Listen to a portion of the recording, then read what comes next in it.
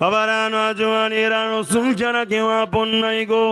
এ যুবকেরা তরুণীরা আব্বারা আল্লাহ পাক কুরআন পাকের মধ্যে তাই জানিয়ে দিলেন লাকাদ কানা লাকুম ফি রাসূলিল্লাহি উসওয়াতুন হাসানা। এ দুনিয়ার মানুষেরা আমি তোদের রব তোদের মালিক আমি আল্লাহ জানিয়ে দিই আমি তোদের জমিনে তোদেরকে পাঠিয়েছি। এই জমিন আমার আসমান আমার কায়নাত আমার বান্দারে আমি নিঃশ্বাস দিয়েছি চোখ দিয়েছি কান দিয়েছি আমি আল্লাহ তোদেরকে বাঁচিয়ে রেখেছি। বান্দা তোরা যদি দুনিয়ার জমিনে কামিয়াবি হতে চাস আমি আল্লাহ তোদের জন্য একটা মডেল পাঠিয়েছি। ওই মডেলটা হলো উসওয়াতুন হাসানা। উসওয়াতুন মানে হচ্ছে মডেল, সব থেকে উত্তম মডেল। ওই মডেলটা হলো আমার নবী মুহাম্মাদুর রাসূল।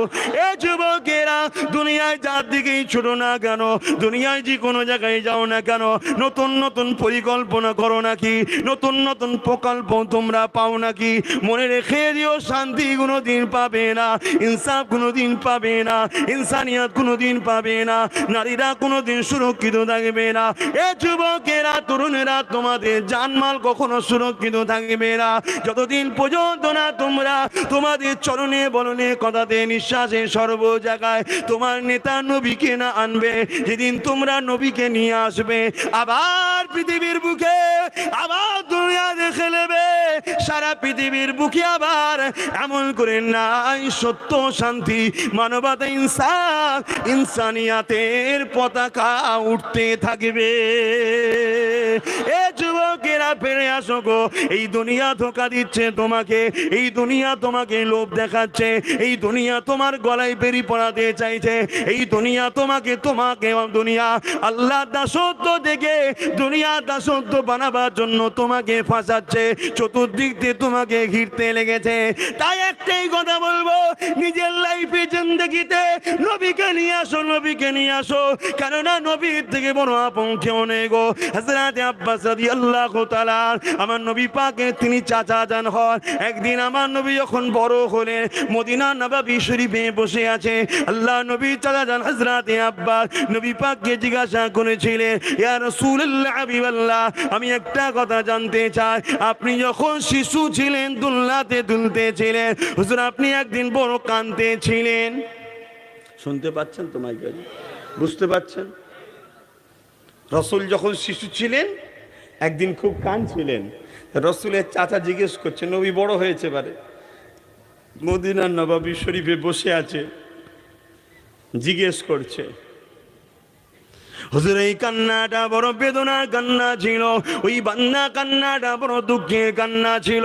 ইয়া রাসূলুল্লাহ হাবিবাল্লাহ আমরা আপনাকে অনেক সান্ত্বনা দিয়েছি অনেক বুঝিয়েছি আপনি চুপ করেন না।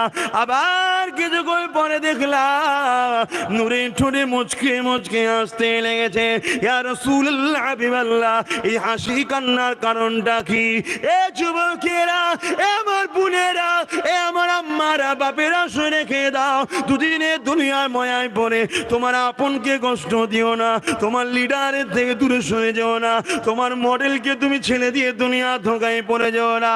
কে তিনি শুনে রেখে দেন আল্লাহ নবী বলেছিলেন চাচা যা আমি যখন কাঁদতেছিলাম আমাকে 70,000 ফেরেশতা সকালে আসতো সন্ধ্যা পর্যন্ত দুলা দিত পাহারা দিত আমার দেখভাল করতে থাকতো। সন্ধ্যাবেলায় তারা চলে যেত অপর ফেরেশতার দল 70,000 আসতো। এইভাবে ফেরেশতাদের মধ্যে আলোচনা হতেছিল আমার উম্মত উম্মতিরা দুনিয়া জমিনে অন্যায় করার জন্য ভুল করার জন্য নাফরমানি করার জন্য এমন করে আমি আল্লাহ আমার রাসূলের কথা অমান্য করার জন্য আল্লাহ পাক তাদের উপরে আযাব গজব দেবে। এই কথাটা শোনার সাথে সাথে আমি রাসূল আমার উম্মতি নাজাতের জন্য আল্লাহ দরবারে কাঁদতেছিলাম। এ যুবকেরা শিশুবেলায় যে নবী আমার তোমার আমার জন্য কেঁদেছে গো। আল্লাহ নবী জানাতে লাগলেন চাচা আমি কাঁদতেছিলাম। কিছুক্ষণ পরে আবার জিবরাইল চলে এলো, ফেরেশতা চলে আসলো, এসে আমাকে জানিয়ে দিল আমার আল্লাহ পাক জানিয়ে দিয়েছে হাবিব আপনি কাঁদবেন না, আপনার উম্মত উম্মতিরা যতই ভুল করে ফেলুক না কেন, যদি তওবা করে ফিরে আসে, আমি আপনার খাতিরে তাদের গুনাহকে চেপে দিয়ে নাজাত দিয়ে দেব।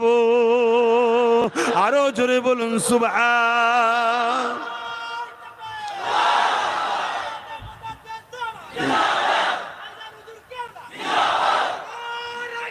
আল্লাহু আকবার। তাহলে আজও এত অন্যায়, এত ভুল আমরা করে ফেলেছি, আল্লাহ এখনো মারেনি কেন? শুধু রাসূলের জন্য। আহা, এই জমিনের ওপরে ফেরেশতারা দুবার খুব কান্না কেঁদেছিলেন দুটো সময়, জানেন তো আপনারা? কি গো বলেন না, জানেন তো? আমি বলবো,